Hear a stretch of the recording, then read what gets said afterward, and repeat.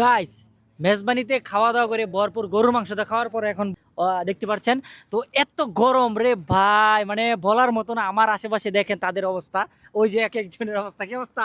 এই তো ভাই আছে আলহামদুলিল্লাহ, বেশি ভালো না, বেশি খাইয়া লাইছি।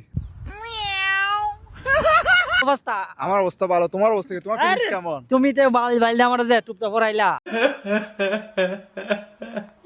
আমার অবস্থা ভয়াবহ। তুমি তো বড় নাই, তুমি তো গিরগিটি রংবাদ।